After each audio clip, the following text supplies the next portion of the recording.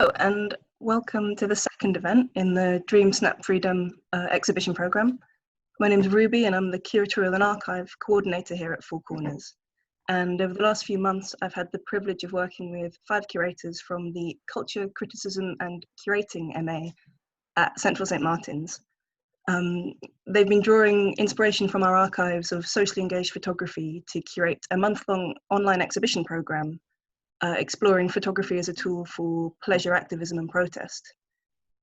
They've been forming some really interesting connections between the work in our archives at Four Corners and more recent projects by a new generation of photographers whose work they're showcasing through these great talks and events. And yeah, I'll pass you over to Sufi to tell you some more. Hi everyone, welcome to the second of 3 events in our online series. My name is Sufi, I'm part of the curating group from Central St. Martin's. I'm joined tonight by my colleagues Margie and Philippa in London, and also we have Jaji and Linda joining us from Beijing this evening. If you haven't already, please take a look at our interactive online exhibition with the link up on screen at Dream.Snap.Freedom.com. Should also be in the chat now. We are honoured to have photographer Terrence Phearse with us here tonight, who is also finishing his master's degree at CSM. He will be taking us through his new book, The Colour Line, and then we'll host a Q&A session afterwards. May I please ask that you mute your microphones, and if you have any questions before the Q&A, please type it in the chat box. This event will be recorded and available on our website from tomorrow. Thank you, and over to Terrence. I'm going to stop sharing my screen. Hi. Good evening or good afternoon to some in different parts of the world. Good night to some others. Thank you for everyone for joining. My name is Terrence Phearse, and as Sufi just mentioned, I'm also on the MA Culture, Criticism and Curation course at Central St. Martin's. Previously, I got my master's degree at University of Westminster in documentary photography and photojournalism, where I graduated with distinction for a lot of my critical work around histories and archives and representations within the Black community. So just maybe a little bit more about my background. So I'm originally from Houston, Texas. I've lived in New York for over the last 12 years before moving to London to study, to get my MA. And I guess maybe how I got into photography was not more of a conventional type entry into photography. So I had been working in fashion for about 6 years at different fashion publications. And after leaving my job, I realized, I think a lot of what the different kind of representations that I've been seeing throughout commercial photography, things in the media, I felt there's a lack of a gap in terms of representation. So that led me to pick up a camera and being able to use that as my weapon, as a tool to be able to kind of speak about and maybe to control the narratives in which I felt were a bit underrepresented from my own eyes. So for my dissertation, which is obviously the note of what I'll be speaking about today on the MA course, I created a book called Colour Line, and it came from an investigation into W.B. Du Bois's 1900 Paris exposition, where he used charts and infographics and photographs and lots of different things to sort of combat racism at the turn of the 19th century. Here is a bit of the physical copy I have, but of course I'll go through the books this evening and to tell you a little bit more about what inspired me and what led me there. I'm gonna start sharing my screen. Just give me 1 second.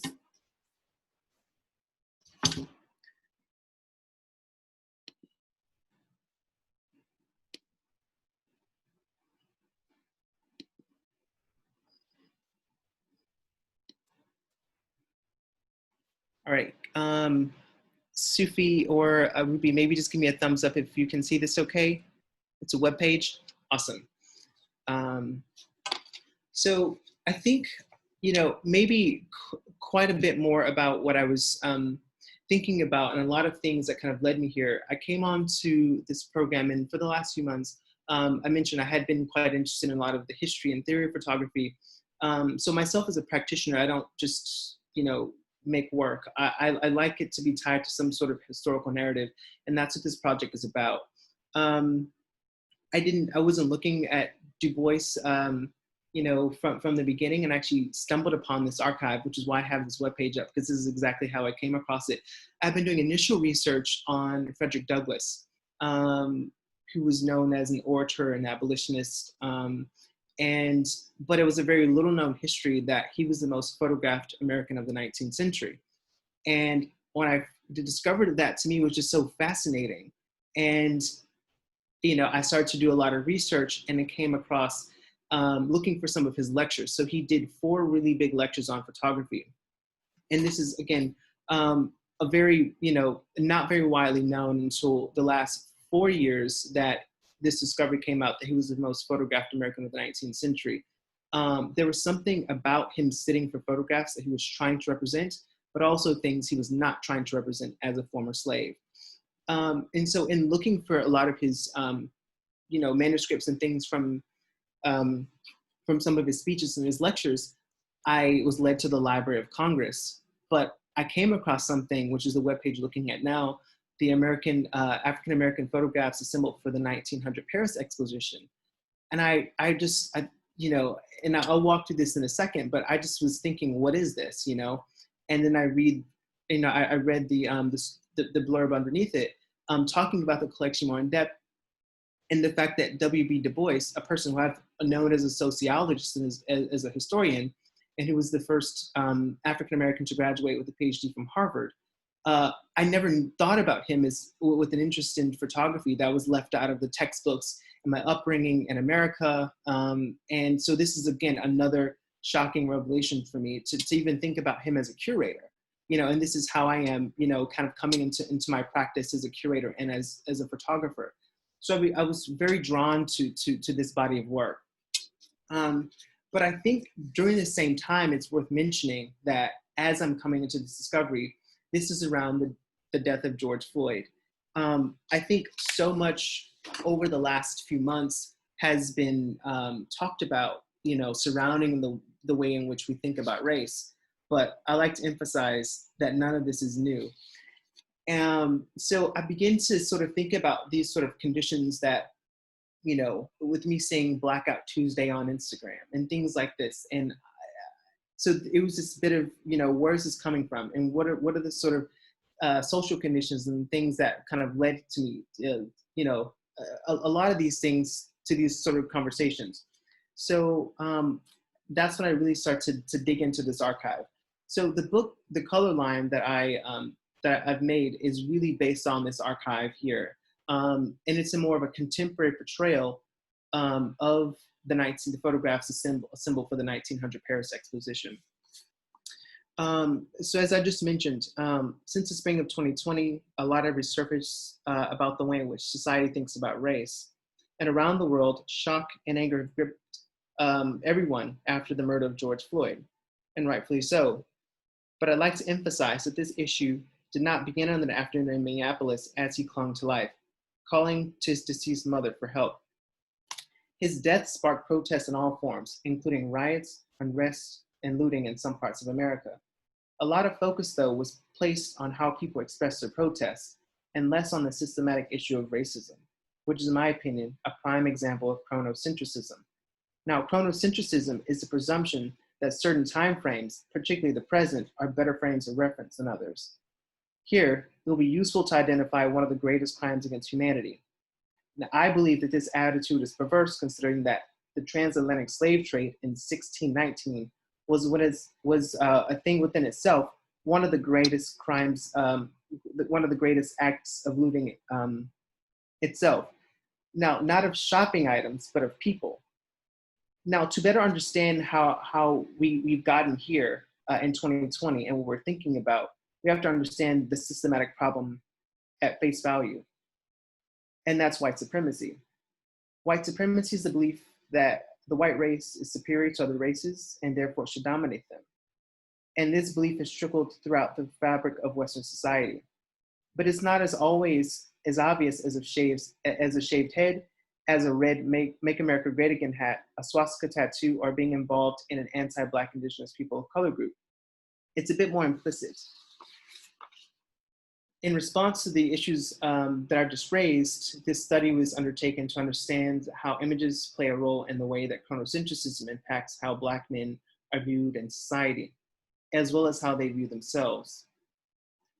Now, one thing that in my research for this project, one thing that really kind of struck me, I came across a spoken word poem from this poet called Guante, and it reads, "White supremacy is not a shark, it's the water." Now, I interpret this claim to mean that no matter where a Black man goes, his consciousness leaves him stranded in a deep blue sea. The water might appear docile at first, until the undercurrent comes sweep him under in a split second, much like Trayvon Martin as he walked home in 2012 with a bag of Skittles, or Eric Gardner as he stood outside a store in New York selling cigarettes. Now we have to ask ourselves, does the shark pose a greater risk, or does the water? The Earth is a very watery place.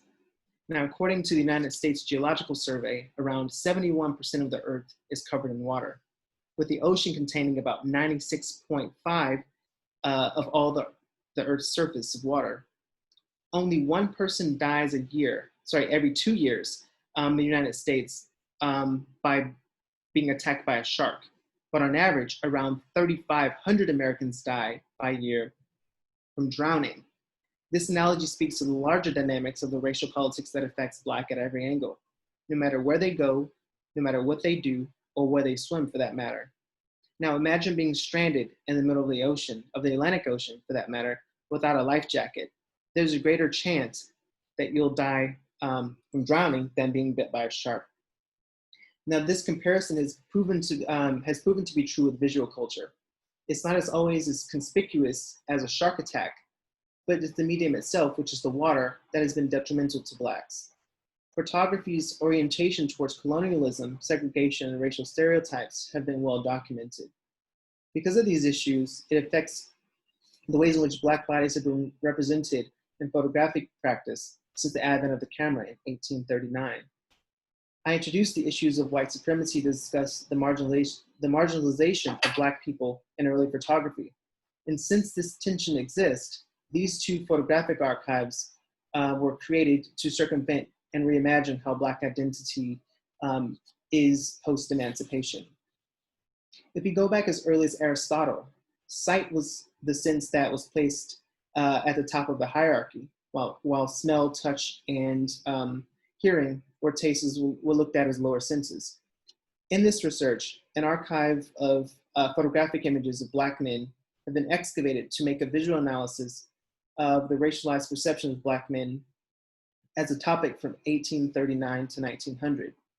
Many of these normative perceptions of Black men in this research were explored to see how the visual codes of double consciousness is visualized by looking at these different portraits. Now, I'm going to start flipping through some of the collection, just so we can see. And so the photograph, the book itself looks at, it houses, and actually, if you guys give me a thumbs up if you can see these again. Okay, awesome. So one thing I'd like to point out when I'm sort of talking about this, and the reason why I didn't put these in the slides is for copyright reasons, so I'm just happy to flick this through you guys. But basically, a few of the things, and I'll just pull up some of these examples. Du Bois was quite interested in using, as I mentioned, he's a sociologist. And so he was a professor of sociology at Atlanta University around the time. And a lot of these infographics that you see at the top of the screen were created by his students. And you see a lot of these trickle throughout my book. So just for example, there's data and there's analysis, and was a lot of heavy research that was done towards studies. Basically, here they are in 1899, ahead of the 1900 Paris Exposition, which is on a world stage. What he was trying to do was combat racism and force the country and the world, for that matter, to begin to address the problems of racism. They had been about 35 years almost out of slavery. But a lot of these tensions had boiled over to a new point. And so, these charts range from everything from, like you see here, slaves and free Negroes, at different percentages of people coming out, to literacy and how many people were learning to read and write, or land ownership. And so it's a quite discursive kind of, mix between all of these, and there's 63 of them. As I'm going through some of the photographs, it's useful to identify a few of these portraits, because, even thinking about a visual analysis of some of these images, it's shocking how many of them resemble criminology and criminal mugshots. Here, the young sitter is looking straight. It's more of a frontal gaze at the camera, but his eyes are kind of going in a different direction. And then the next, I'll switch to the next one. It's more on profile, which is within itself. Du Bois was interested in, thinking about this from a more of a perspective of, looking at the, early on in photography, Blacks were quite demonized for a lot of things, but they weren't always revealed in criminal mugshots. It was more,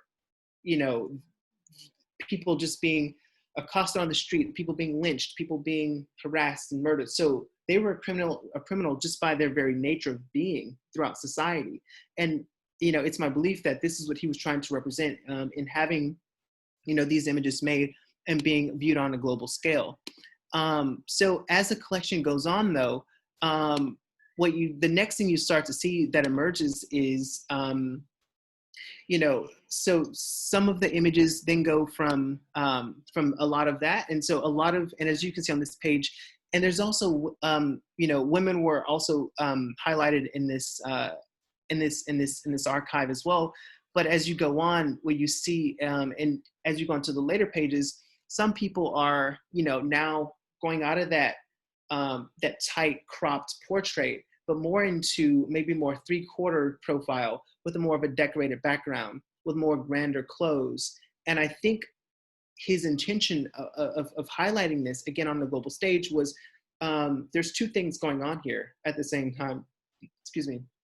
One being him highlighting the sort of racialized images and the perceptions of Blacks at the time, but also the assimilation of Blacks going into the middle class. And so that's where the next set of photographs come in, with people, being dressed nicely, and people, more of the decorated backgrounds and the things looking more, more grand in a sense. As we say, your Sunday's best. I'm from Texas, so that's kind of a thing. Me thinking about how these people were staged and looked at. All these things are quite important. Now, where does that leave me in my contemporary practice, you might ask? So, we've got all these different things looking at, the sort of data, the charts, looking at statistics coming out of slavery. A lot of those numbers, though, with me looking back at this now, 120 years later, the data to me, it didn't sort of add up when I'm making an analysis. And so this is where the book comes in. And I'll be sure to pop over and share this. Just one second. All right, so.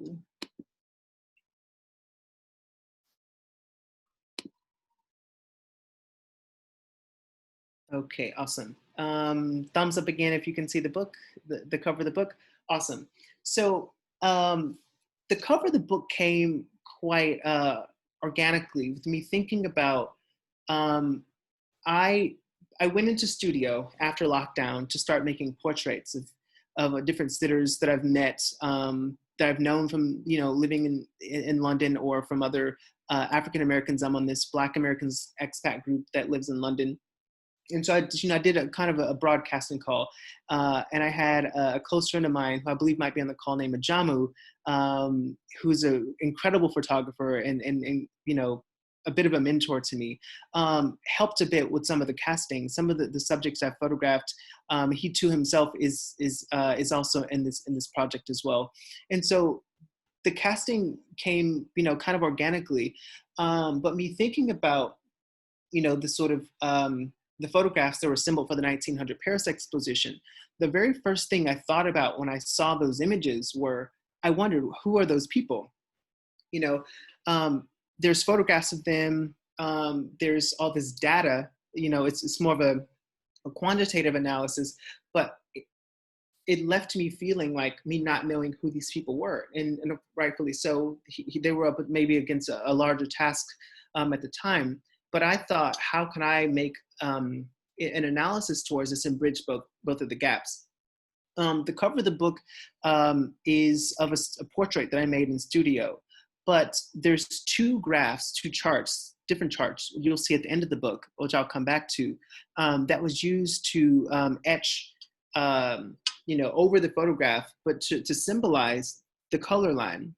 The problem of the color line still exists in 2020, in 2020. And I think that was more of a referential, more of a symbolic gesture with me bringing in the past histories within my current practice.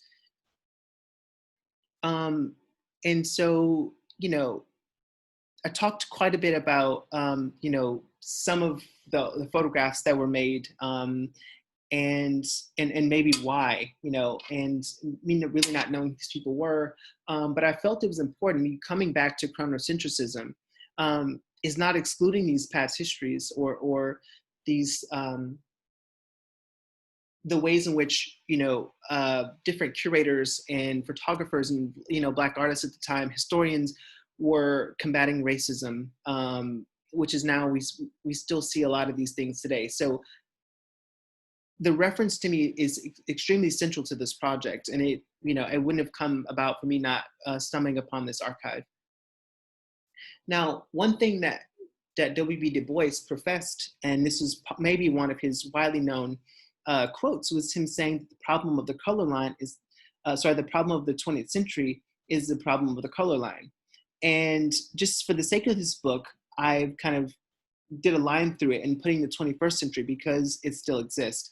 Me thinking about a more racialized time, the protest at the time at which, with me coming up with the idea for this book, were on a global scale. And I think it's interesting, hearing, going back to, again, this chronocentrism with I'm hearing a lot of things about peaceful protesting, but what does it mean to protest peacefully?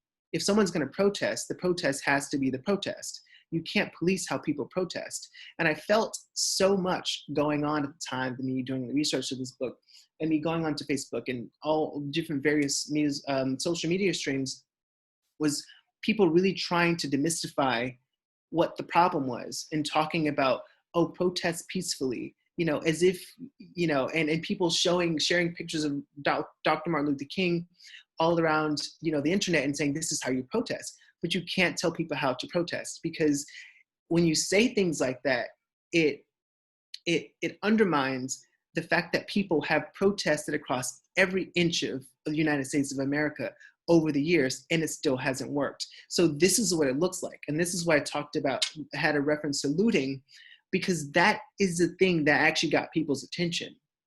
And I'm not at all advocating for that at all. But when you place more importance on the fact of how people are protesting, instead of addressing maybe the more systematic issue of white supremacy, nothing's going to change. So again, me bringing this quote is quite central to this research.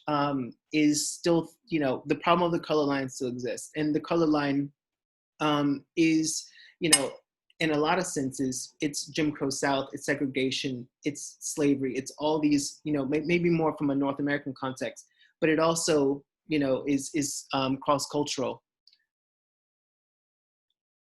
I also have to give a shout out to my partner in crime in making this book, Daniel Durek, my graphic designer, who was quite helpful to coming up with a lot of these ideas and just collaborating with. So that was actually really great, working with Daniel. So in this book, I talked quite a bit about I'm trying to go to the next slide. It's not working. I'm not sure what's happening. I might have to restart it because I can't go to the next slide. Sorry about that, 1 second. Okay, let me try it again.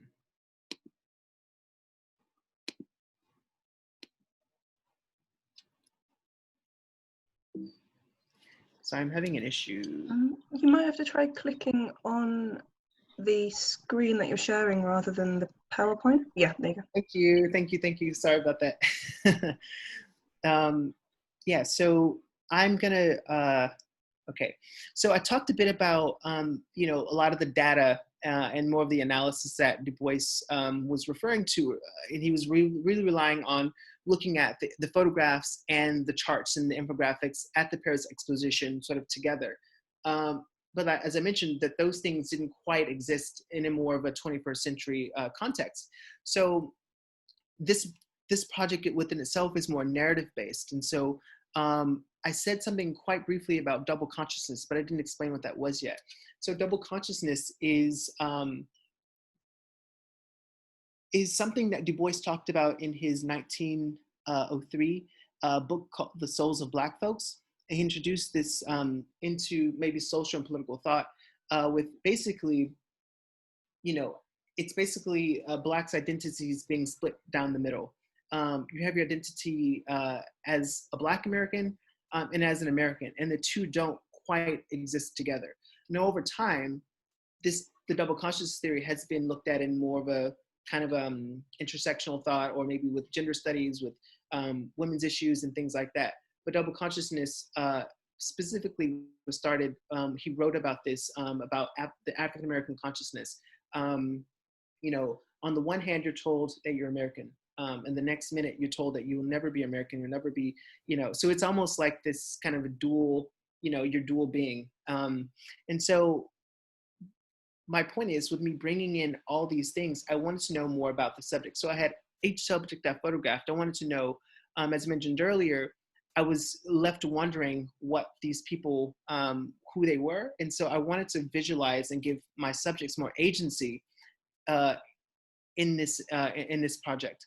And so a lot of things, and so each one of the subjects in this book, you know, contributed handwritten letters. And I have to mention the more of the unusual type of way of working during COVID, going into studio, doing all this in one day. Each person had a time slot. And in that time, I would be photographing someone, and then that person after would then write these letters to maybe reflect. And so, you know, rather than only rely on these, maybe more of these emancipation and past narratives that were sort of grounded in a lot of Frederick Douglass's or W.B. Du Bois's narratives, I wanted to use, you know, give my subjects more of an agency, give them more voice, and to hear about them, and to talk about the more present issues that they're still facing as they navigate this world as a Black man.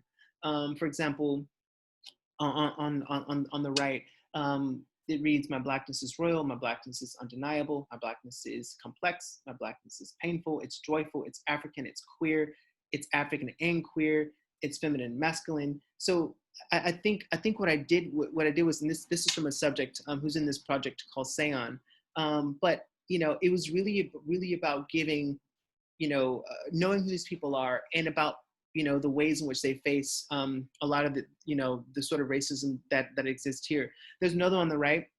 Today's Blackness is only celebrated when it fits into the parameters of mainstream white acceptance.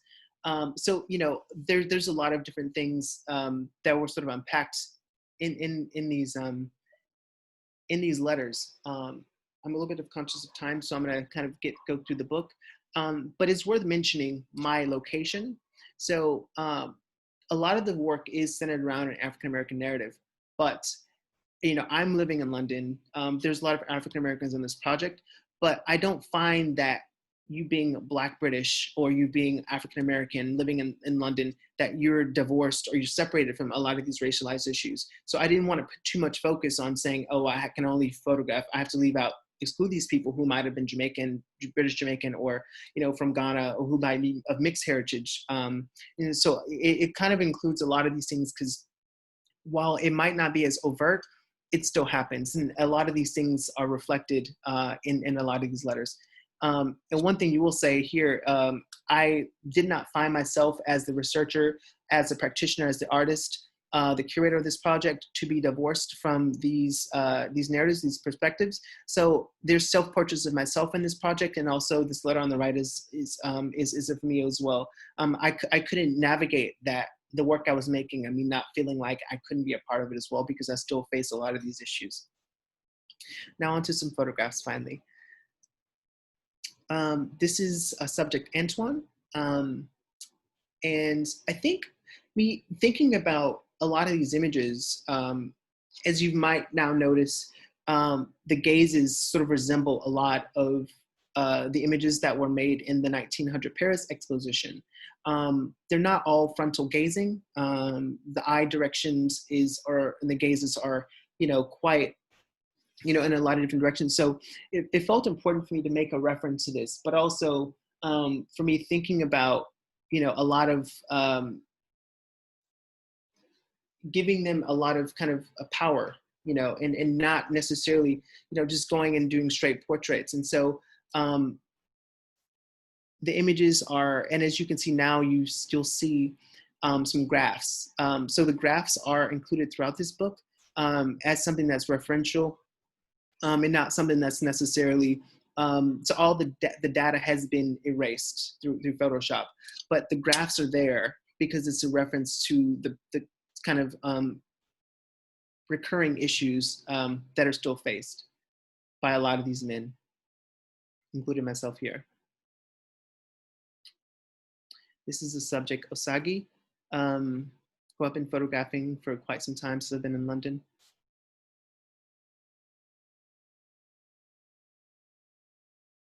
This is Cameron.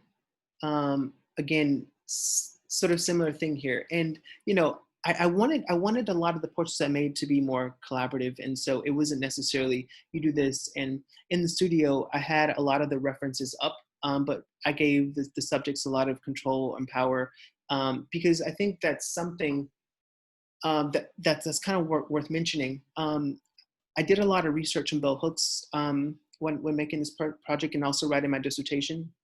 And bell hooks is under the belief that Blacks need to be more in control of shaping their own narratives.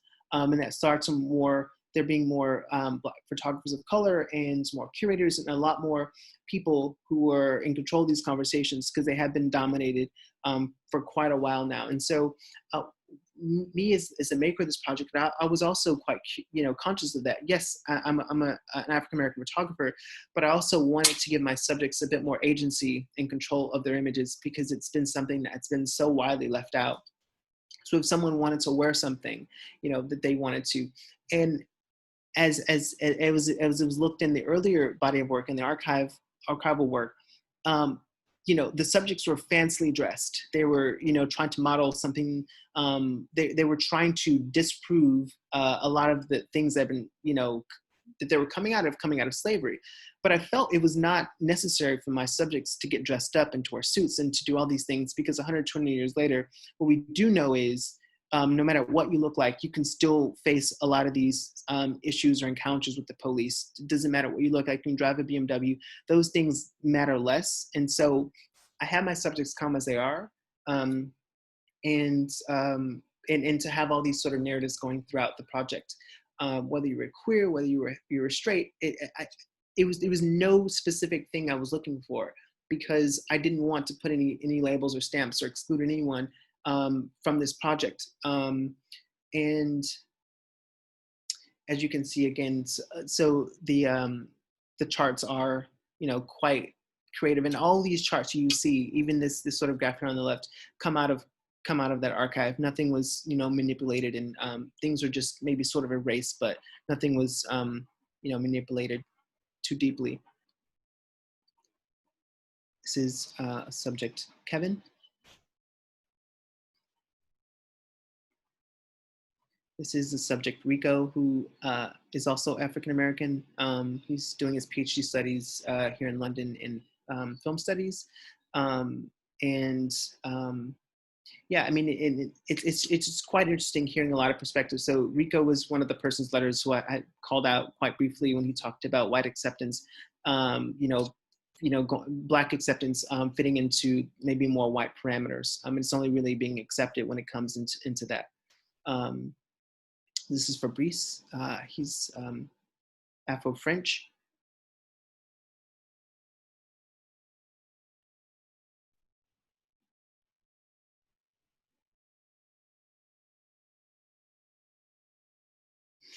Now, interesting maybe coming into the center of the book, and me looking at this. And so this is something that I wanted to highlight, a lot of those criminal mugshots, and to kind of maybe put face to this, and to make a reference to a lot of what Du Bois was trying to do. It didn't look like this, but I wanted to create a spread where I made reference to and have it be a lot more explicit. This is Alex. Alex is British.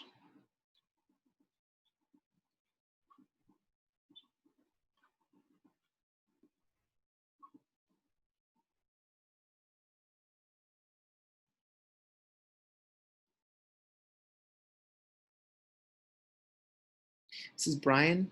Brian is originally from Trinidad. I met Brian in Brixton. This is Chris.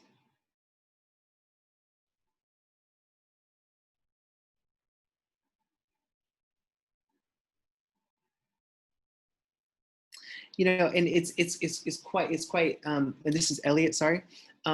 It's quite interesting looking at the range and the mix. And one thing I will note as well is that I look at this project as being a chapter, and this is probably something I'll work on for quite some time, and create different parts of my life, no matter where I'm living. I really want to maybe keep working on this project. So I do look at this as a project I work on the long form.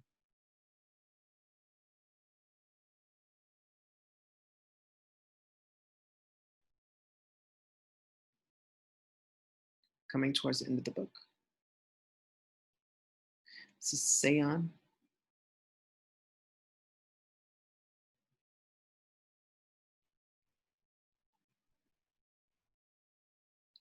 This is Ajamu the Great.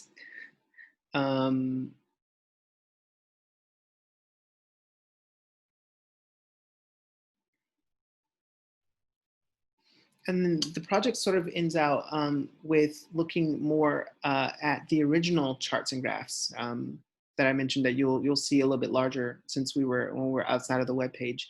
And so I felt it was important to add a lot of this just more for context and to see where a lot of these images came from, and the different charts and graphs that you saw throughout the book. Again, this is not all of them. There's still about half of the charts and graphs, which I didn't include in this project. Now, if you remember the cover of the book, if you look, so the document on the left is the original from the archive, and you look to the right, that's where the body that we placed over one of Alex's photographs that I made of him in the studio. And so that comes from sort of river and the body of water. And this graph was from Georgia. And if we look again on the right, this is his face reconstructed to bring, and maybe the more idea about this was really to place a lot of these past narratives onto the present day, but it just looked very differently. And all the images, the black and white photographs and the graphs and charts were courtesy of the Library of Congress in Washington, D.C. And at this point, I will stop sharing my screen and we can go into some questions and answers. Yeah, that's a good idea. If you have a question, please feel free to use the raise your hand button if you want to take the mic, or write it in the chat box. Just want to thank you, Terrence. That was a beautiful set of images. It was just really wonderful to see. I still think Seon is my favorite, but that's just personal preference. What I did want to say was what you said in the beginning about forms of protest and how, especially during Black Lives Matter earlier this year, there was a lot of people saying that you shouldn't protest violently, and it was a lot to do with like the media comparing these protests to Dr. Martin Luther King and saying that you should protest peacefully, where they still shot Martin Luther King. So there's no like right way to protest. Exactly. Oh, sorry, I didn't realize my screen was still sharing. There we go. Hello. But yeah, there's no right way, there's no pure way to protest. And I think that's actually the basis of our own exhibition. We wanted to really draw on the joy of solidarity in activism, because the media kind of promotes a lot of activists saying that they're very negative or that they're very aggressive, which is what people read if they're not in the protest or if they're not themselves. So yeah, I just wanted to thank you for bringing that up, because that's a really important way of looking at it. It definitely is. It definitely is. I think we have, there's a chat box going on here. See. Protest. Thank you. Thank you. No worries. I wanted to ask as well, while we're still waiting for questions, do you think your experience in fashion has informed your portrait photography at all? You know what? If you'd asked me this some years ago, I think I would have had a different answer than I do now. I think when I first kind of moved on from that industry and coming out of maybe this more high fashion editorial type of work, and I was not a photographer at the time, I was a fashion editor and a stylist. I wanted so badly to reject that and saying, I'm now in this, kind of new career path. But I think one thing I'm realizing now, to answer your question, it's yes. It's a part of me. I am on to a different chapter of my life. And it was such a formative time in my life. I can't not, think that a lot of that time and that a lot of that experience has not stayed with me. So it has, it's funny going back to the studio.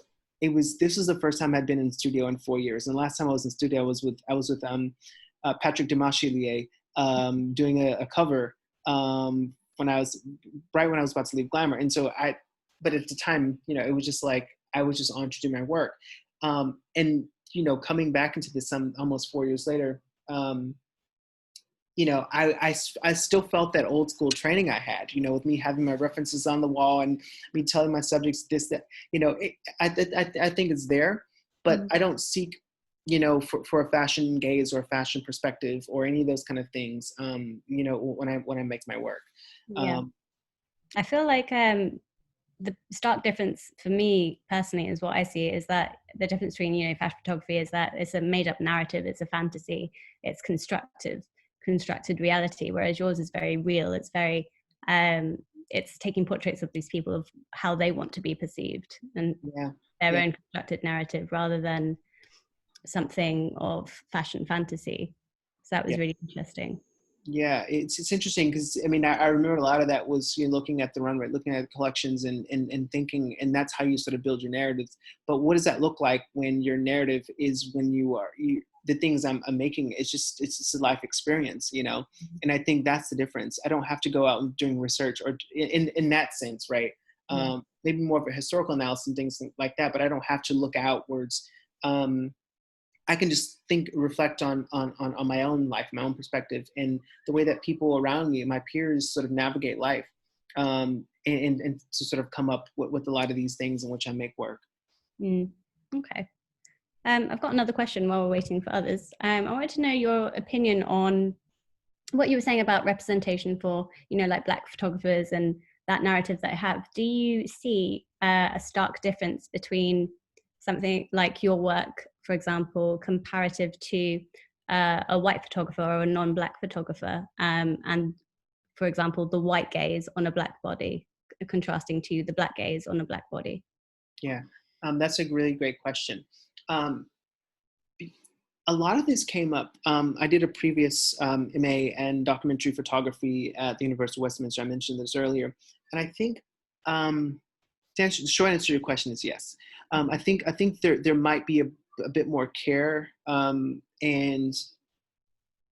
when you're coming from the sort of standpoint of these images, and I did kind of glance over some of the things because I was conscious of time because I wanted to be able to maybe answer more questions. But we're coming from things like Sambo images and caricatures and a lot of violent images. You know, there's a really deep history of lynching photographs, you know, in America. And I think, you know, for such a long time, a lot of these, you know, images were not in control of us, you know, and, you know, so I think that might give, you know, you more, it might give more of a perspective. And it's interesting, the power of photography, really, and I kind of glance on this, but my great-great-great-grandfather was a slave from Virginia, when I mentioned Frederick Douglass, and he was a slave in Virginia, and he came across a photograph of Frederick Douglass. I mentioned that Frederick Douglass was one of the most photographed Americans of the 19th century. And, you know, he named his next son after him, after seeing an image, after seeing a photograph. And what he was trying to do, what Frederick Douglass was trying to do, actually had a real world effect on myself. And this is, again, of something that I'm just discovering through, you know, through research. I mean, I knew his name was Frederick Douglass. He's my great grandfather. But I didn't know who and why. And, you know, I didn't know all this stuff until I began to do research, you know, over the last 6 months. And it was after him seeing an image. And so and this was, you know, coming from thinking about Blacks being in control of their own narratives, I think that's quite important. I'm not saying, and I'm not advocating, I think people should make work. You know, at the heart of it all, I don't believe that, you know, that white photographers can't make work about Black people, or about other people of color, in the same way in which I would be able to make work about other people. But my point is to more answer your question. Maybe the short answer is there's more care in my opinion. We think about, for such a long time, you know, I mentioned that photography's alignment with colonialism has been very well documented. We think about, especially when we look at Africa and a lot of these other countries, white men have historically gone to these countries and made, you know, photographs and for profit. You know, there is this photograph of the little boy from Sudan. It's a photograph by the photographer named Kevin Carter. It was during the Sudan famine in the early 90s, and had made an image of this child, you know, just slunched over, you know, and it was a vulture just right there waiting to attack this child. And this photographer went on to make all this money from this, you know, so I think it's a lot of things. I'm not saying that was only because he was, you know, a white South African, but me personally, I mean, I can relate more, and maybe certain people can maybe relate more with different narratives or different perspectives, that there might just be maybe a little bit more care. Yeah, I think that also comes from a sense of, you know, non-Black people don't have the experience that Black people do, therefore it doesn't come across in their photography. And there also is a massive element of fetishizing Black bodies through photography that you get a lot of white photographers or non-Black photographers do, unfortunately. Yeah. So yeah, that was something to think about.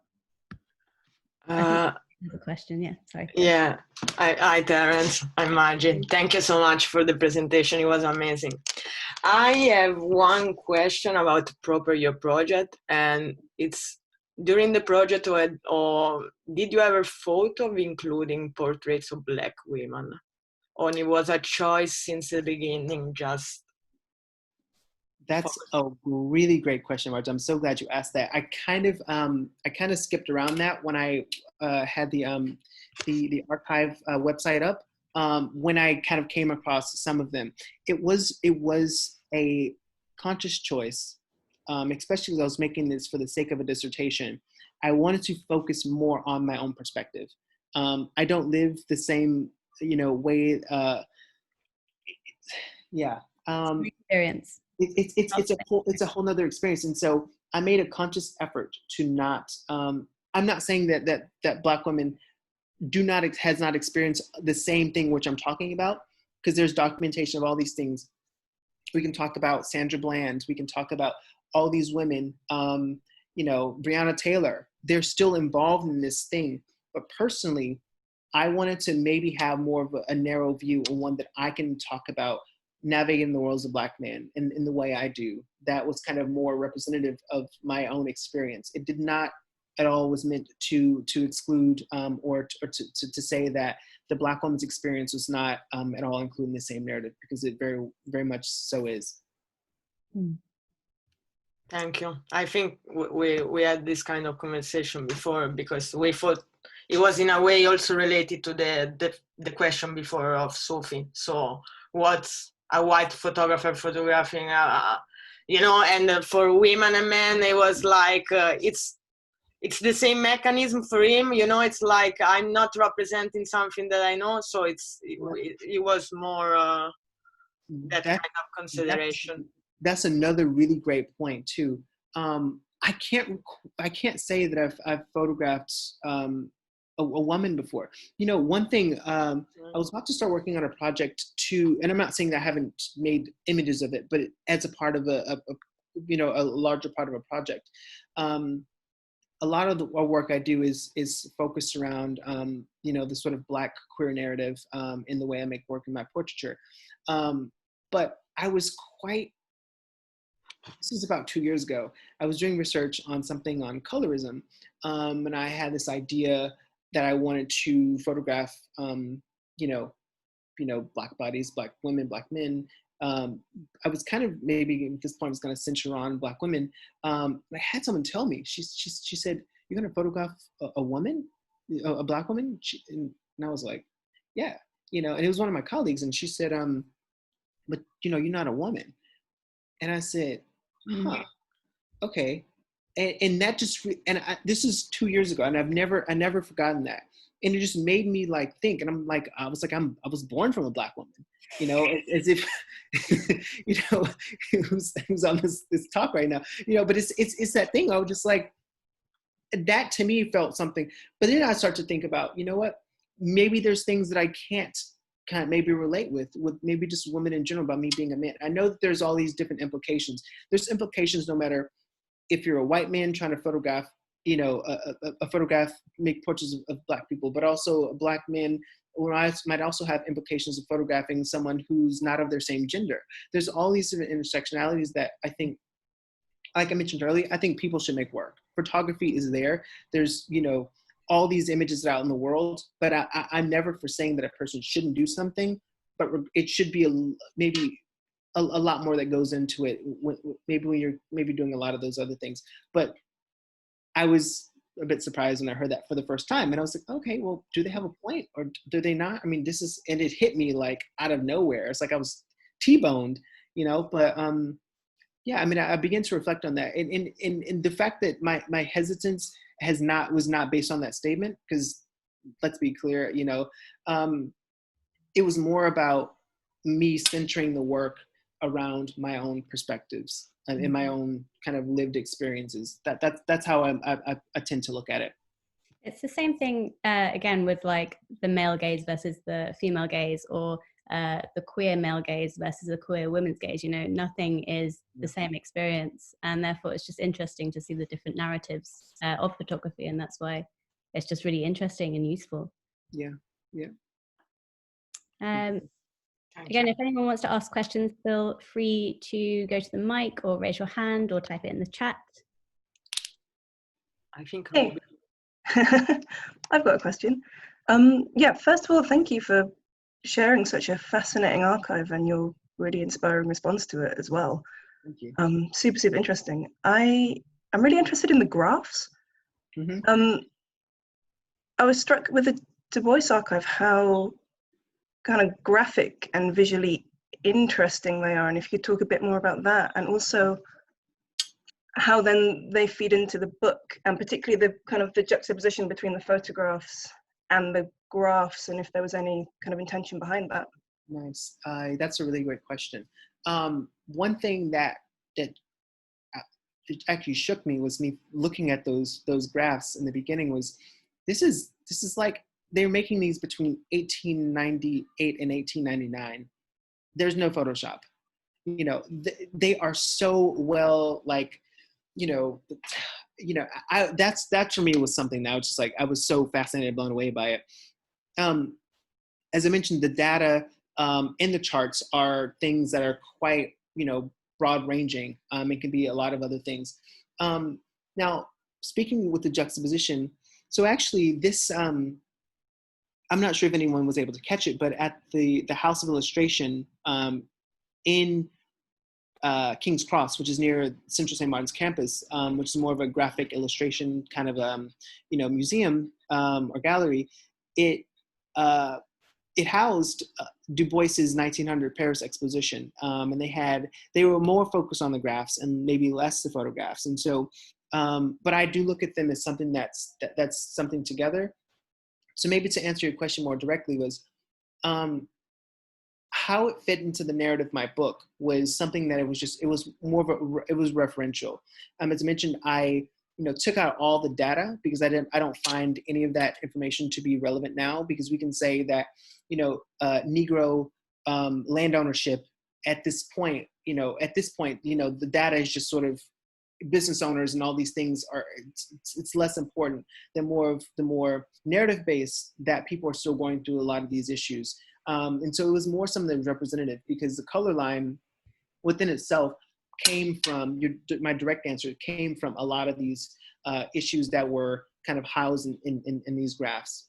For him to come out and say, this is the problem of the color line, is that there's very little literacy with people coming out to learn how to read, or all these other things that that are happening 35 years still after slavery was abolished in 1865, just ahead of the 1900 Paris exposition. So it felt when I was making the work that I couldn't leave it out, and had to find a way to make it relevant, to the project and its practice, because within itself, the photographs and the graphs at the time were, they were shown together.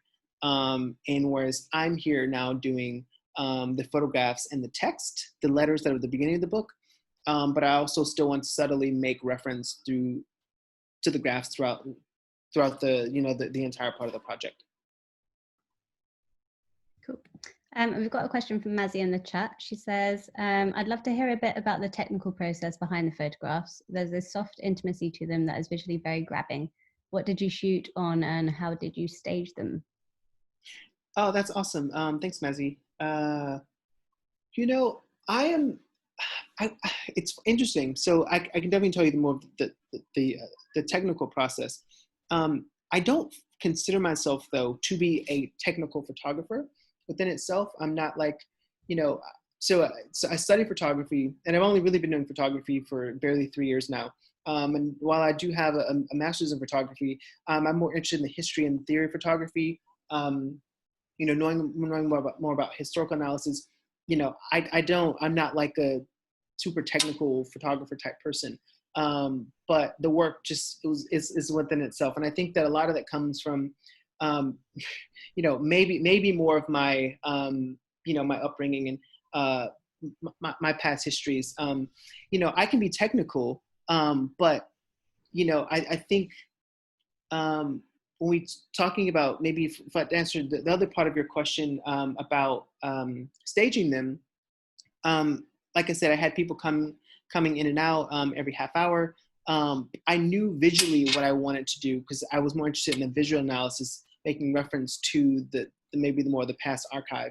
And so I photographed everyone at the same exact angles in like a 360 with different varying, looking up, looking down. And so I pretty much photographed everyone, with the exception of a couple people, the exact same ways. And so what you now see in the book is just maybe more of a distillation, and me, selecting shots that kind of fit better for each person. Let's see what else she asked. A soft intimacy. I think, yeah. So and maybe a lot of that comes from lighting, me going into a daylight studio, and maybe more of the connection that I had. So people I photograph, I don't necessarily, just always photograph random people. So these are people that I might, know very well. If I don't, I'd like to start to get to know them ahead of me shooting, whether that's me having a phone call with them. I want the subjects to feel comfortable when I photograph them. And so these are maybe ways in which, you see people maybe kind of relax more, and I'm able to capture them in the way in which I want to. because I like to do the work, and I like to at least engage my subjects before I photograph them. Yeah, it's a good way to gain trust. You can really see that coming through the photographs of the portraits. Cool. I think we've got time maybe for one last question.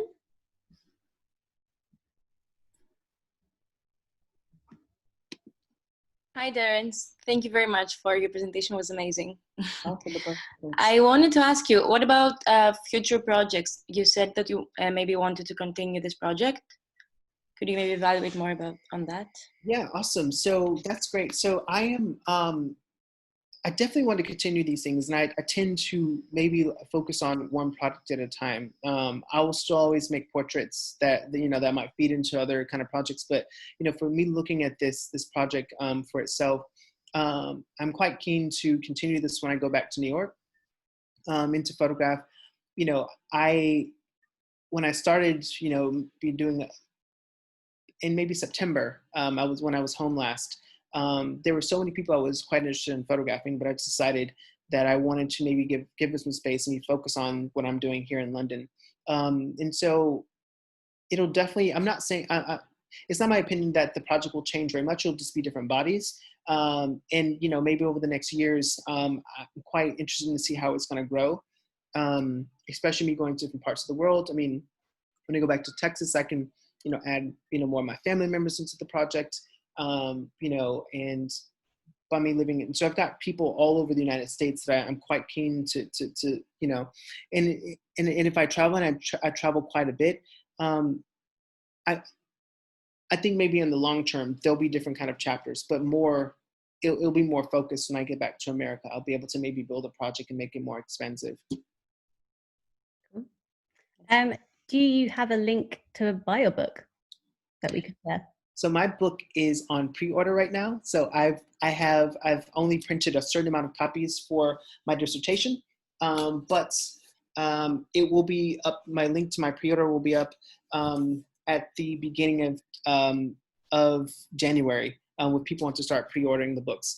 It's just now maybe so we can supplement costs once I have a lot more orders, and I'll be actively looking for a publisher next year, to at least get this version of the book out into more hands, because I think this is information I'd love to get to maybe the more hands of public. So it's definitely at the very beginning stages of this project. I was just very happy to get this much of it done to go with my dissertation. Great. Would we be able to put Terrence's website and his Instagram in the chat for anyone who wants to catch up or follow him? That would be great. And great, that was really, really amazing and really interesting. Thank you so much, Terrence. I think we're done for the evening. So thank you for joining us, everyone. Please join us next Wednesday for our final and third event, which will be on feminist activism, where we'll be hosting a panel discussion with one of our artists, Sissel Carnes-Cog, and she'll be talking about her I Am What I Am photography and video series. Please sign up for your free tickets on the Eventbrite link, which will be in the chat now. And thank you again. Thank you, Terrence. Thanks, everyone. Thanks for having me. It's a pleasure talking with you all. Thank you. Bye, everyone.